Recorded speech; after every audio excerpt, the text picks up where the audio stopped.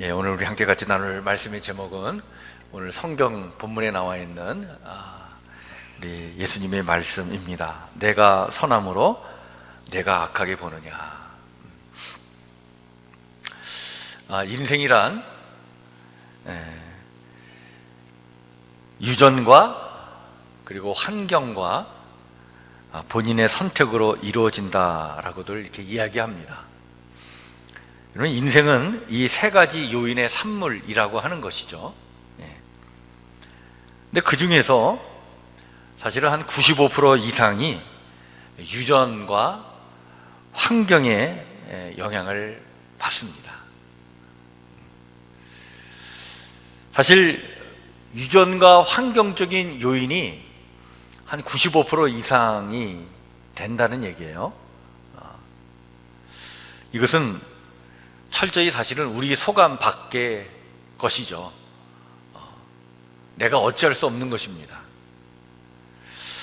여러분, 성공하는 사람들이요, 자기가 잘나서 성공하는 것 같지만 사실은 결코 그렇지 않습니다. 우리 말콤 그레드웰의 아웃라이어라고 하는 책이 있는데요, 이게 아주 베스트셀러입니다. 여기 아웃라이어라고 하는 이 단어는 보통 사람의 범위를 뛰어넘는 각 분야에서 성공을 거둔 아주 탁월한 사람들을 말을 하는데요, 이 책에서 말콤 글래드웰은 성공에 대한 아주 색다른 주장을 합니다. 기존에 성공에 대해서 대부분의 사람들은 어떤 생각을 가지고 있었냐면, 아웃라이어들의 그 탁월한 능력, 그들이 가지고 있는 그 재능, 그들의 그 능력, 바로 그것이 성공의 원인이 아니냐, 이렇게들 많이 생각을 했어요. 그런데 이 말콤 글래드웰은요, 사실은 이들이 지닌 그 탁월한 능력이 아니라 사실 그들이 누린 특별한 기회 때문에 그들이 성공한 것이다, 이렇게 색다르게 주장을 하고 있습니다. 이 말콤 글래드웰은 이 책에서 이런 문제 제기를 합니다. 그 포브스가 선정한 인류 역사상 가장 부유한 75인의 명단을 한번 눈을 뜨고 살펴봐라. 그 75인의 명단에는 놀랍게도 19세기 중반에 태어난 미국인이 14명이 포함되어 있다. 이게 대체 우리에게 무엇을 말해주고 있는 줄 아느냐, 이렇게 문제 제기를 합니다. 인류 역사상 가장 부유한 75인의 명단에 19세기 중반에 태어난 미국인이 14명이나 포함되어 있다는 얘기예요. 우리가 잘 알고 있는 그 유명한 록펠러, 또 앤드류 카네기, 또 JP 모건 등 14명은 모두 1830년대에 출생을 했습니다. 말콤 글래드웰은 이들의 출생 시기에 주목을 하라고 얘기합니다. 왜 그럴까요? 1860년대와 1870년대의 미국 경제는요, 역사상 가장 큰 변화를 겪게 됩니다. 이 시기에 철도가 건설되기 시작했고요, 월스트리트가 탄생을 했습니다. 전통적인 경제를 지배하던 그런 규칙이 무너지고 새로운 규칙이 만들어졌습니다. 만약 누군가가 1840년대 후반에 태어났다면 그는 이 시기의 이점을 누리기에는 너무나 어리고, 반대로 1820년대에 태어났다면 너무나 나이가 많았던 것이죠. 록펠러, 카네기, 모건 등 이 사람들은 적절한 시기에 태어났기 때문에 그 시대의 혜택을 받고 그 시대의 기회를 잡아서 성공했다는 얘기입니다. 이들의 큰 성공, 그 성공의 이유는 그들이 지닌 탁월한 재능 때문이라기보다는 그들이 누린 특별한 기회 때문이라고 이 말콤 글래드웰은 주장을 하고 있어요. 근데 이게 참 일리가 있는 얘기입니다. 여러분, 그 캐나다의 아이스하키 메이저 주니어 A리그 선수들 대부분이요, 조사를 해보니까 생일이 1월, 2월, 3월 생들이 많다라고 하는 통계가 나와 있습니다. 이게 도대체 우리에게 뭘 말을 해줄까요? 그들에게 기회가 더 많이 주어졌다는 겁니다. 연초에 태어난 아이는요, 이 연초에 태어난 아기가 누리는 아주 작은 이익들이 있는데 연말에 태어난 아기가 겪는 불이익과는 좀 대조적으로 이들에게는 꾸준히 뭔가 성취감, 기대, 용기, 희망, 이러한 일종의 삶의 패턴들이 이들에게 강화가 되는데, 반면 연말에 태어난 사람들에게는요, 뭔가 낙담, 좌절, 절망, 이런 것들이 강화되면서 이 연말에 태어난 사람들이 사실은 자살률도 높다고 얘기를 합니다. 천재성을 지닌 어린이 1470명의 일생을 추적한 결과 성공한 집단과 그렇지 못한 두 집단이 나눠지게 됐는데, 이 1470명의 천재성을 지닌 아이들이 다 천재성을 지녔어요. 그런데 어떤 아이들은 성공한 집단이 되고 어떤 아이들은 그렇지 못한 집단이 나눠지게 되는데, 그 이유가 뭘까? 조사한 결과 그 차이는 어디서 구분이 됐냐면 사실 가정 환경이 결정적이었다는 얘기입니다. 그만큼 부모의 직업과 부모가 속한 사회적 계급이 영향을 끼쳤다는 얘기예요. 이것 또한 그들의 능력으로 할 수 있는 건 아니었습니다. 이처럼 아무리 뛰어난 천재도요, 혼자서는 자기 길을 만들어가지 못합니다. 그만큼 환경이 중요한 것입니다. 이처럼 아웃라이어들이 특정 분야에서의 성공적인 그런 업적을 이루는 것은 능력에만 의존하는 것이 아니라 특별한 기회에 놓였기 때문이라는 것을 우리가 알게 됩니다. 성공은 다양한 기회의 조합으로 이루어지는 거예요. 언제, 어디서 태어났는가, 부모의 직업은 무엇인가, 양육되는 과정에서 어떤 교육을 받았는가 등의 요인에 따라 누군가가 세상 속에서 얼마나 잘해 나갈 수 있는지가 결정되는 것입니다. 따라서 말콤 글래드웰이 뭘 강조하냐면, 이 모든 것들을 이야기하면서 그는 이런 얘기를 합니다. 자신의 분야에서 큰 성공을 거둔 사람들은 겸손해야 한다는 거예요. 물론 성공을 향한 이들의 노력과 불굴의 의지가 있었습니다. 이 아웃라이어들은요, 그 분야에서 아주 성공적인 업적을 이루기 위해서 1만 시간의 그 땀, 그 노력 아낌없이 투자했던 사람들이에요. 그것을 간과해서는 안 됩니다. 그러나 그보다 큰 요인이 바로 뭐냐면 시대가 만들어준 기회라고 하는 것입니다.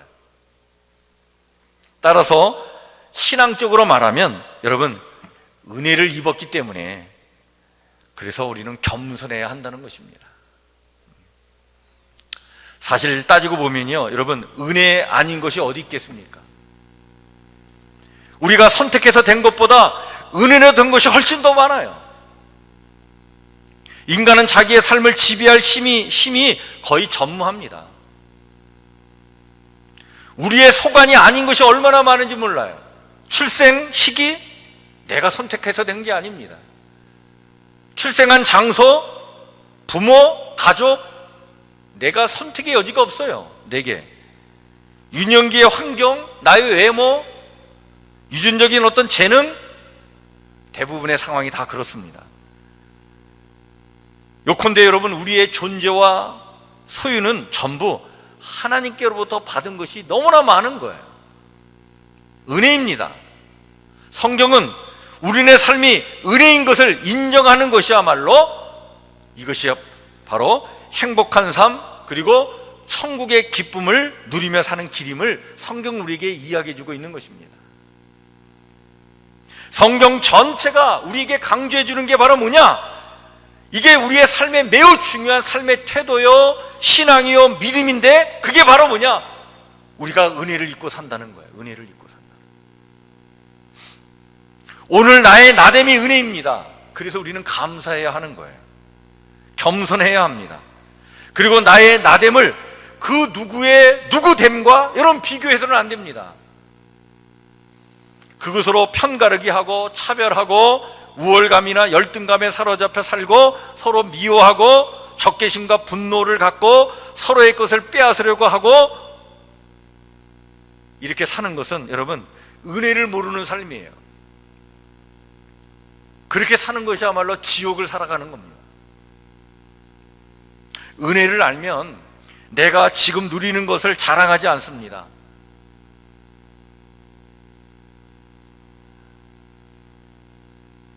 은혜를 알면 내가 지금 가지고 있는 것, 내가 누리는 것, 여러분 이것을 자랑 삼아 얘기하실 수가 없어요. 그것을 오히려 우리는 사명으로 여기는 거예요.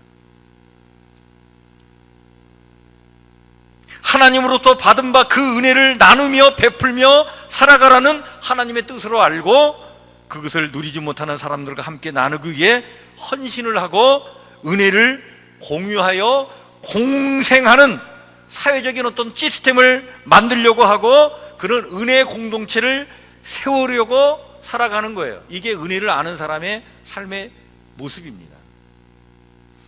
은혜를 알면 내가 지금 누리지 못하는 것에 대하여 불평하고 원망하지 않습니다. 내가 누리지 못하는 것을 누가 누리는 것에 대하여 분노하면서 그들을 한없이 미워하며 살지 않습니다. 그것은 그들에게 주신 은혜고 오늘 나에게 주신 은혜에 감사하면서 하나님의 은혜에 보답하여 내가 할 수 있는 작은 일에 만족하며 기쁨을 잃지 않고 살아갑니다. 가진 자들에게 기생하며 사는 것이 아닙니다.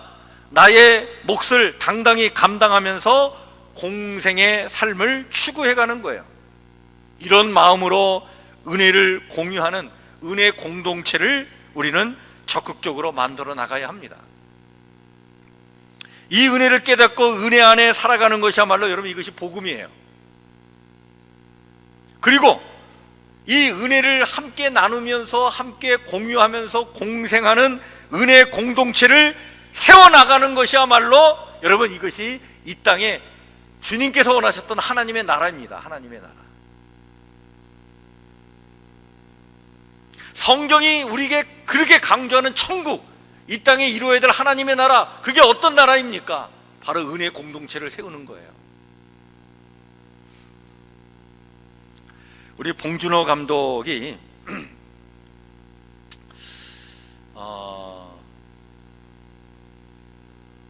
그 영화 기생충을 만들어서 칸 영화제 황금 종려상을 받았습니다. 화면을 한번 넘겨주시죠.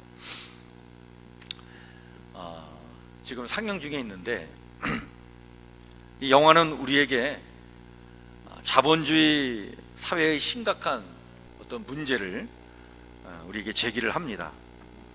공생하는 사회가 아니라 기생하는 사회로 치닫는 우리의 자아상을 보여주고 있는 영화예요. 그 결말이 무엇인지를 우리에게 알려주죠. 그것은 그냥 기생하는 자들끼리 서로 치열하게 싸움을 하는 거예요. 생존하기 위해서. 결국에는 숙주까지도 죽일 수밖에 없는 그런 광기가 그런 광기에 사로잡혀 있는 사회, 이것이 오늘 우리가 살고 있는 이 세상이 아닌가, 많은 생각을 갖게 해주는 영화인데요. 여러분, 우리가 불안해하는 이유가 뭘까요? 왜 우리는 불안해하면서 살아갑니까? 미래가 하나님의 은혜에 있음을 믿지 않기 때문에 우리는 불안한 거예요. 여러분, 왜 우리는 끊임없이 불평하면서 원망하면서 살아가야 합니까? 왜 우리는 불평과 원망을 그렇게 수시로 할까요? 이유는 우리의 과거가 하나님의 역사와 그 은혜 속에 있었음을 인정하지 않기 때문에 그렇습니다. 오늘 우리가 어떤 일을 해도 왜 만족하지 못합니까? 왜 만족하지 못하는 삶을 살죠? 그 이유는 현재가 하나님의 섭리와 그 은혜 가운데 있음을 받아들이지 않기 때문에 그런 겁니다. 나의 과거, 현재, 미래가, 그리고 우리의 과거, 현재, 미래가 하나님의 은혜임을 인정할 때 여러분, 우리는 그 불안과 불평과 원망과 불만족에서 해방될 수가 있는 거예요. 예수님은 이런 해방 속에서 서로가 함께 공생하는 은혜의 공동체를 이루어 나가는 것이 바로 하나님의 나라임을 말씀해 주시고자 하나의 비유를 오늘 우리에게 일러주셨는데, 그것이 오늘 우리가 읽은 본문의 말씀이에요. 일명 포도원 품꾼의 비유입니다.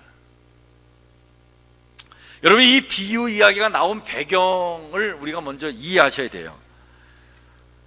그것은 예수님께 한 청년이 찾아왔어요. 이 청년이 얘기합니다.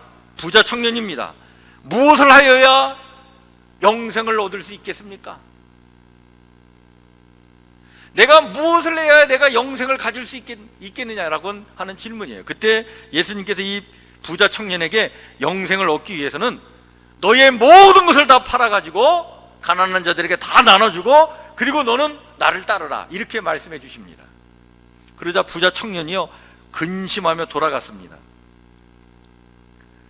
여러분, 영생을 자신의 어떤 노력과 선택으로 얻으려 한 이 부자 청년에게 그것은 은혜로 얻는 것임을 말씀해 주시고자 인간이 도저히 실천할 수 없는 문제를 예수님께서 제시하신 거예요. 이것은 이렇게 반문한 것입니다. 그래? 정말 인간의 노력으로 영생을 얻을 수 있겠느냐? 은혜가 아니더냐? 예수님의 이 의중을 알지 못한 이 부자 청년은요 근심하며 돌아갔습니다.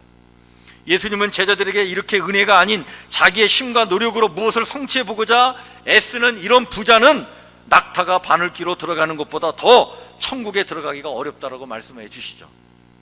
은혜가 아니면 다 불가능하다는 말씀입니다. 이 말씀을 들은 제자들은 그렇다면 누가 구원을 얻을 수 있겠느냐라고 묻죠. 은혜 받을 자가 누구냐라고 하는 말이었습니다. 그리고 베드로는 제자인 자기들은 모든 것을 다 버리고 예수님을 쫓았으니 무엇인가를 은혜로 받지 않겠느냐라고 그렇게 이야기를 합니다. 그때 예수님은 자기를 포기하고 제자의 길에 들어선 이들은 이 땅에 사는 동안 하나님으로부터 여러 은혜를 받을 뿐만 아니라 나중에는 영생과 영광을 얻을 것이라고 그렇게 말씀을 하시죠. 그러면서 덧붙이시기를 먼저 된 자로서 나중되고, 그리고 나중된 자로서 먼저 될 자가 많을 것이라고 이야기해 주십니다. 우리 화면이 잘 안 넘어가네. 자, 여러분, 은혜 받는 것은 인간의 선택과 행함에 대한 보상으로 주는 것이 아니라 전적인 하나님의 선택이요 은혜이기 때문에 이런 땅의 논리와 땅의 순서가 하늘에서는 통하지 않는 거예요. 땅의 논리, 땅의 순서, 땅의 질서는 그렇죠, 잘난 놈이 앞장설 수 있어요. 아주 빼어난 능력, 환경, 좋은 환경에서 자란 사람이 앞서갈 수 있습니다. 근데 하늘에서는 이것이 반전이 되는 거예요. 하나님의 나라에서는 이런 순서가, 이 땅의 순서가 통하지 않는다는 얘기예요. 하나님의 은혜로 이루어지기 때문에 순서가 정해지지 않는다. 그리고는 이런 반전을 예수님께서 설명해 주시고자 포도원 품꾼의 비유를 말씀해 주신 것입니다. 자기들의 노력과 헌신 때문에 특권 의식을 가지거나 남보다 더 많은 보상을 기대하는 사람들이 많이 있어요. 의외로 우리 주변에는 이런 사람이 참 많습니다. 내가 이렇게 이런 일을 했으니까 마땅히 이런 정도의 보상을 내가 받아야 마땅하다. 이런 보상주의의 여러분 밑바탕에 뭐가 깔려 있냐면 바로 이것이 율법주의가 깔려 있는 거예요. 행위로 구원을 받고 행한 대로 복을 받아야 마땅하고, 그것을 당연히 여기고 구원받지 못하고 복을 받지 못한 사람들은 그만큼 노력하지 못했기 때문이라고 하는 그 생각, 이런 율법주의에 근거한 보상주의, 이런 생각 속에는요 은혜가 자리할 사실은 틈이 없어요. 이런 의식에 사로잡혀 있는 사람들의 그 의식을 뒤집어 엎어서 정말 하나님의 나라가 무엇인지를 깨우쳐 주시고자 예수님께서 사용하신 비유가 바로 오늘 우리가 읽은 본문에 나와 있는 포도원 품꾼의 비유 이야기입니다. 자, 하늘나라 천국은 이렇다는 것입니다. 어떤 포도원 주인이 있었어요. 아침 일찍 일꾼을 구하러 나갔습니다. 아침 6시입니다. 여러분, 성경에 나와 있는 시간은요, 오늘 우리의 시간으로 환산하려면 거기다 6을 더하면 돼요. 그 일꾼들에게 하루 한 데나리온씩 주기로 약속을 하고는 그들을 포도원으로 들여보냈습니다. 아침 6시에 나가서 일꾼을 부른 거예요. 자, 그리고 난 다음에 아침 9시에 또 나갑니다. 나가보니까 일거리가 없어서 장터에서 놀고 서 있는 사람들이 있었어요. 그래서 주인이, 야, 너희도 포도원에 가서 우리 함께 일하자. 내가 일한 만큼 삭스를 주겠다. 그래서 그들도 포도원으로 보냈습니다. 그리고 이 주인은 다시 12시와 오후 3시에도 나가서 그렇게 합니다. 그리고 오후 5시에 나가보니까 여전히 일거리가 없어서 서 있는 사람들이 있었어요. 야, 너희는 어째서 하루 종일 여기서 그냥 놀고 서 있기만 하느냐? 그들이 말을 합니다. 우리를 쓰는 사람이 없습니다. 그래? 너희도 내 포도원에 가서 일을 하라. 보냅니다. 자, 날이 저물었습니다. 주인은 이제 포도원 감독에게 일꾼을 다 불러 모아가지고, 자, 나중 온 사람부터 차례로 품삯을 주라고 얘기를 합니다. 자, 오후 5시에 와서 일을 오후 6시에 마쳤어요. 1시간밖에 일하지 않은 그 사람을 먼저 품삯을 주는데, 그에게 한 데나리온을 주는 거예요. 하루 품삯치에 임금을 준 거예요. 그 모습을 본 사람들이, 야, 나는 아침 일찍 왔으니까 난 더 많이 주겠지 생각을 했는데, 그런데 보니까 그들에게도 똑같이 한 데나리온을 주는 겁니다.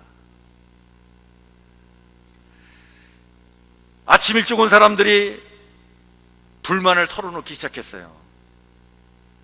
나중에 온 사람들은 1시간밖에 일하지 않았는데 종일 더위에 시달리며 수고한 우리와 똑같이 대우해 주는 것입니까? 이럴 수 있습니까? 그러자 주인은 그들 중에 한 사람에게 이렇게 대답을 했습니다. 내가 네게 잘못한 것이 없지 않느냐? 내가 나와 한 데나리온으로 약속하지 않았느냐? 내 것이나 가지고 가거라. 나중에 온 이 사람에게 너희와 똑같이 주는 것은 내 마음이야. 내 것을 가지고 내 마음대로 내가 못한단 말이냐? 나의 이 너그러움과 선함을 내 비유에 거슬린다고 해서 네가 악하게 볼 수 있겠느냐? 이렇게 말을 했다는 거죠. 이 예수님의 비유의 이야기입니다. 자, 이 비유의 이야기를 하시고 난 다음에 주님께서 마지막에 하신 말씀이 바로 그것입니다. 나중된 자로서 먼저 되고 먼저 된 자로서 나중되리라. 여러분, 포도원도요, 포도원 일도 다른 육체 노동과 마찬가지로 굉장히 힘든 일입니다. 특히 낮의 열기는요, 이해할 수 없을 만큼 고통스러운 것이기 때문에 낮에 일을 한다는 것은 너무 힘든 일이에요. 반면에 저녁에는요, 서늘해지기 때문에 일하기가 훨씬 쉽습니다. 그러므로 여러분, 오후 5시에 와서 1시간만 일한 사람은 시간만 짧은 것이 아니라 사실은 일도 훨씬 쉬웠던 거예요.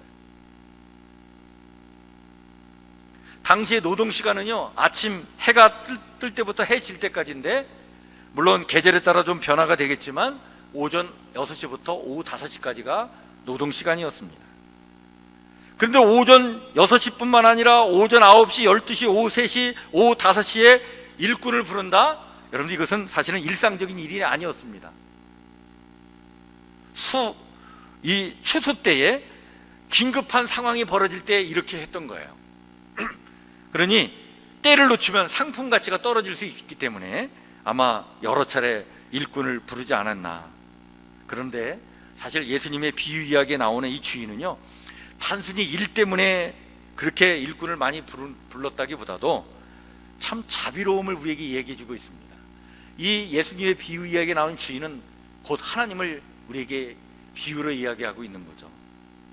마지막 시간에 일꾼을 고용한 것은 사실 자신의 필요보다 고용되지 못해 놀고 있는 그 사람을 위해서 바로 고용했던 것임을 우리는 알 수 있죠. 그리고 상상하기 어려운 임금을 줍니다. 하루치의 임금을 준 거예요. 주인은 또한 아주 성실하고 부지런합니다. 일꾼을 직접 고용하려고 아침 일찍부터 나가죠. 그리고 여러 번 장터에 나갑니다. 그리고 이 주인은요, 자기 생각이 너무나 뚜렷한 거예요. 모두에게 은혜를 베풀겠다는 겁니다. 그런 주인의 선함을 비난하고 악하게 보는 자들을, 근데 이 주인은 또 더 적극적으로 설득을 해 나가죠. 처음에 고용된 일꾼들은 여러분 아침 일찍 고용됐으니까 사실 일꾼의 자격으로 보면 대단한 사람들이에요. 아주 정상적인 사람이면서 뛰어난 사람들입니다. 아주 건강한 사람들이에요. 그러니까 아침 일찍 부름을 받았지.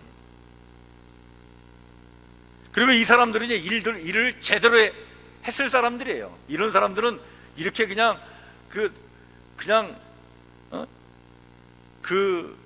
놀면서 일할 사람들이 아닙니다.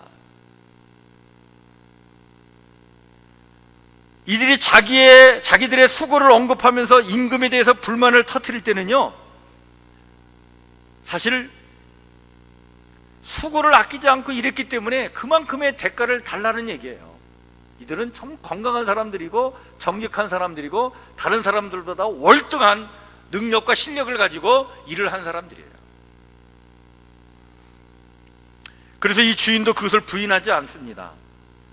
그냥 단지 계약대로 나는 너에게 그냥 임금을 줄 테니까 이거 가지고 가라 이렇게 얘기하지, 너희들이 일찍 왔어도 놀면서 일하지 않았냐 이렇게 따지지 않았어요. 왜? 이들이 너무나 열심히 잘했기 때문에. 반면에 오후 5시에 고용된 사람들은요, 여러분 인간적으로 보면 이 사람들은 정상적인 여건을 갖춘 사람들이라고 보기에는 너무 어려운 사람들이에요. 4번의 고용이 있었으나 거기서 다 제외된 사람들입니다. 참으로 절망적인 사람들이에요. 현실적으로 보면 이들은 그야말로 정상적인 사람들 주변에서 기생하며 살아갈 수밖에 없는 그런 연약한 존재들이에요. 불평하는 사람들은 오전 9시에 또 12시에 오후 3시에 걸쳐 그 사이에 온 그러한 평범한 사람들이 아니었습니다. 지극히 건강하고 온전하고 누구보다도 일을 열심히 하고 뛰어나고, 그래서 당당히 보상 심리를 갖고 더 많은 것을 가져야 하고 가질 수 있다고 믿었던 사람들이에요. 이들 이렇게 뛰어난 사람들은요, 비교의식과 율법주의에 사로잡히기가 아주 쉽습니다. 내가 받은 은혜를 생각하지 않는 거예요. 남보다 뛰어나게 일할 수 있는 이 건강과 이 재능과 능력을 자신이 선택해서 가진 것도 아닌데, 이 모든 것이 사실 주어진 것인데, 그러나 은혜보다는 먼저 된 자로서, 뛰어난 자로서 마땅히 월등한 대가를 받아야 한다라고만 생각을 하는 거예요. 이럴 가능성이 너무나 큽니다. 은혜를 생각하지 않기 때문에 그래서 불평과 원망이 나오는 것이죠. 주인은 이들에게 자기 것이나 가지고 가라 라고 말씀하십니다. 불만을 그치라고 하는 것이죠. 자기가 받은 은혜만을 생각하라고 하는 것입니다. 그 은혜를 다른 사람들과 것들과 비교하지 말라는 거예요.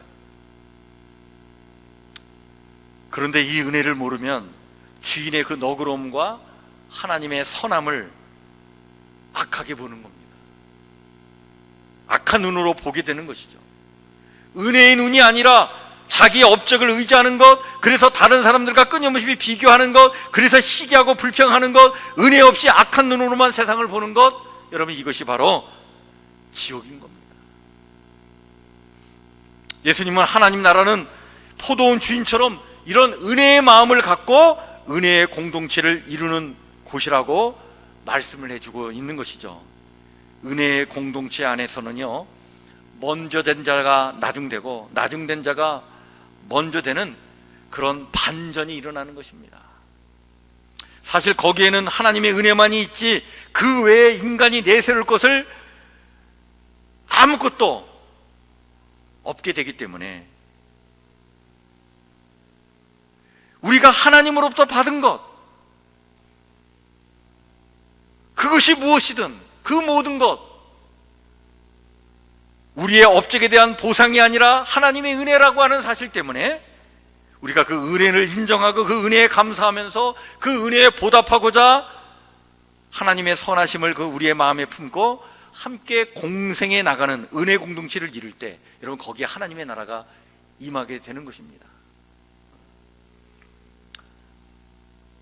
여러분, 이런 하나님의 나라, 이 은혜 공동체가 오늘 우리의 현실 속에 이게 어떻게 이루어질 수 있겠습니까? 성경은 우리에게 말씀해 줍니다. 성령의 역사라고 얘기합니다. 초대교회의 성령의 역사가 강력하게 임할 때, 여러분, 초대교회가 은혜 공동체가 될 수 있었어요. 내가 가지고 있는 모든 것이 다 하나님의 은혜인 것을 인정하고 그것을 나누고자 아낌없이 내 것을 내어드렸던 그 은혜 공동체가 초대교회였습니다. 이게 어떻게 가능했느냐? 성령의 역사로 가능했던 것입니다. 성령은 이 은혜 공동체를 가능케 하는 영적인 힘입니다. 영적인 능력이에요. 하여 우리는, 여러분, 은혜 공동체가 인간의 어떤 혈과 육으로 되는 것이 아니라 성령의 역사로 되는 것임을 우리가 인정하고 이것을 위해서 우리는 기도해야 합니다. 오늘 우리가 살아가고 있는 이 세상을 한번 보세요. 오늘 우리 정혜욱 안수 집사님이 기도해 주셨듯이, 여러분, 우리 사회가 얼마나 심각한 갈등과, 그리고 얼마나 정말 서로 반목하고 극단적인 대결 구도를 갖고 싸우고 편가르기를 하고 이렇게 살아가고 있습니까? 지옥이에요, 지옥.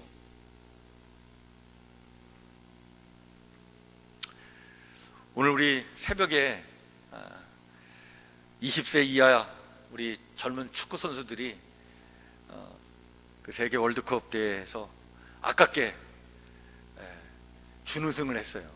그래도 선전을 했습니다. 참 젊은 축구 선수들이 정말 막 패기 있게 그게 열심히 뛰는 모습을 보면 참 우리나라 희망이 있습니다. 그래서 이런 생각이 들더라고요. 우리나라 정치도 저랬으면 좋겠다. 우리나라 경제도 좀 저랬으면 좋겠다. 여러분, 우리 교회와 성도들은요, 이렇게 서로 싸우고 극단적인 대결 구도를 갖고 서로 편가르기 하고 서로 이렇게 반목하는 이런 정치적인 상황에 우리 교회와 성도들은 시들리면 안 됩니다.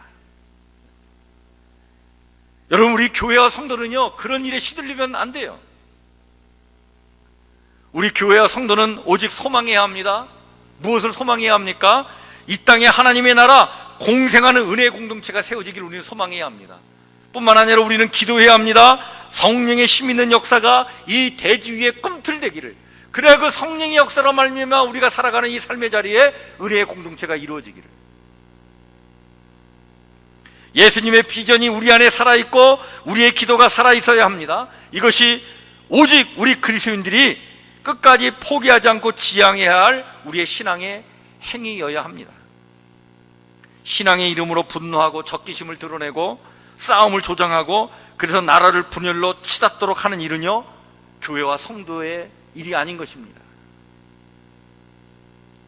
우리는 신앙의 이름으로 이해되지 않고 용납할 수 없는 사람들까지도 사랑하고 그들에게 은혜의 복음을 전하고 그 복음을 삶으로 보여주도록 힘써야 합니다. 우리 교회와 성도는 끝까지 은혜의 복음만을 우리는 말을 해야 합니다. 은혜의 복음 위에 다른 것을 말하는 것은요, 우리 교회에 할 일이 아닌 것입니다. 오늘 우리가, 그리고 우리 한국교회가, 여러분, 어떤 시련과 역경이 있어도 이 은혜의 복음을 지켜나가도록 우리는 기도해야 합니다. 그것이 이 나라, 이 조국을 건강하게 세워나가는, 또 그렇게 건강하게 세워나가기 위한 우리의 행할 바요, 또 하나님의 뜻인 줄 믿습니다. 이 예수님의 비전, 이 하나님 나라 비전, 이 은혜 공동체를 이 땅에 세워나가기 위한 이 비전을 가슴에 품고 성령의 역사가 이 방방곡곡에 이루어져서 이런 은혜 공동체를 세우게 해달라고 기도하고 그것을 힘쓰는 것, 이것이 교회와 우리 성도의 역할인 줄 믿습니다. 이런 끝까지 우리가 이 사명을 잘 감당하는 우리 성북교회 성도들 모두가 되시기를 주의 이름으로 한지 축원해 드립니다. 기도하겠습니다.